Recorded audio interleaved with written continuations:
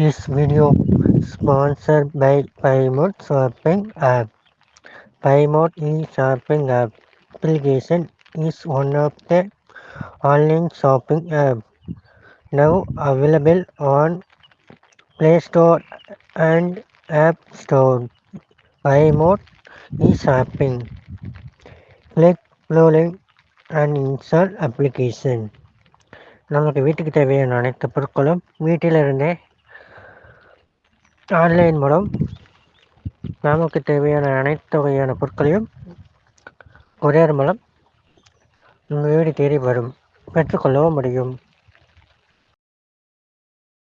இருந்தாங்க. அந்த 4 குஞ்சுகளில் முதல் குஞ்சு கருப்பு கலர்ல இருந்துச்சு.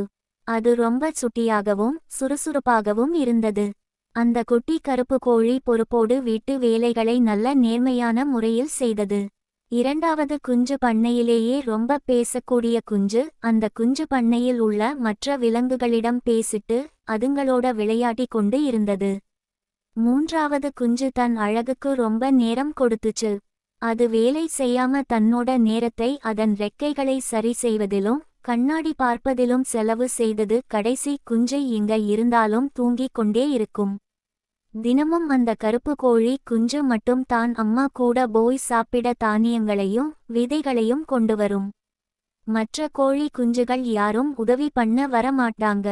அவங்க எல்லாரும் அவங்க வேலையில் ரொம்ப பிஸியாக இருந்தாங்க. அந்த சின்ன கருப்பு கலர் கோழி குஞ்சும் அம்மாவும் நிலங்களில் விதைகளை விதைத்து அறுவடை பண்ணி அதை ரொட்டிக்கு ரெடி பண்ணுவாங்க. அம்மா கோழியும் சின்ன கருப்பு கலர் கோழி குஞ்சும் விதைகள் மற்றும் ரொட்டியுடன் வீட்டுக்கு வரும்போது மற்ற 3 குஞ்சுகளும் ஓடி வந்து எல்லாத்தையும் சாப்பிட ஆரம்பிச்சுருவாங்க. இப்படியே சில வாரங்கள் போச்சு. பின்னர் கலர் கோழி குஞ்சு அம்மா கிட்ட போய், நம்ம கஷ்டப்பட்டு வேலை பண்ணுறோம், ஆனா மத்த குஞ்சுகள் சாப்பிட்டு ஜாலியா விளையாடிட்டு இருக்காங்க என்று சொல்லிச்சு. அம்மா கோழி தன் குஞ்சுகள் குணத்தை பார்த்து ரொம்ப வருத்தப்பட்டது. அம்மா, என்னதான் நீங்க வருத்தப்பட்டாலும் அவங்க மாறப்போவதில்லை. அம்மா, அவங்க கிட்ட ஒரு மாற்றத்தை பார்க்கணும்னா நாம ஒரு நல்ல தீர்வை யோசிக்கணும்.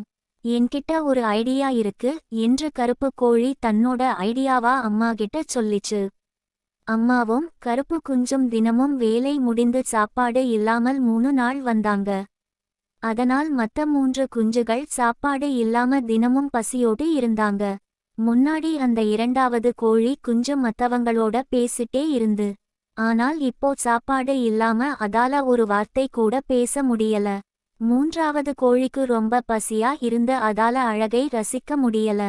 நான்காவது குஞ்சுக்கு பசியால சரியா தூங்க முடியல. 4ஆம் நாள் அம்மா சாப்பாடு கொண்டு வீட்டுக்கு வருவாங்க என்று அந்த 3 குஞ்சுகளும் ரொம்ப எதிர்பார்த்து இருந்தது. அம்மா வீட்டுக்கு வந்த உடனே 3 கோழிகளும் ஓடி வந்து சாப்பாடு கேட்டாங்க. அதற்கு அம்மா கோழி சொன்னது, அக்காவும் நானும் தனிமையில நிறைய சாப்பாடு தினமும் கொண்டு வர முடியாது. எங்க 2 பேரால எல்லா வேலைகளையும் தனியா செய்ய முடியாது. நீங்க எல்லாரும் வந்தா தான் வேலை ரொம்ப ஈஸியா இருக்கும். அதனால நாளையிலிருந்து நீங்கள் எல்லாரும் எங்களோட வரணும் என்று சொல்லிட்டு ஒரு சின்ன துண்டு ரொட்டியை தான் பசங்களுக்கு கொடுத்து. அந்த நாளில் இருந்து மற்ற எல்லா குஞ்சுகளும் தன் அம்மாவோடும் அக்காவோடும் வேலைக்காக வெளியே போக ஆரம்பிச்சாங்க.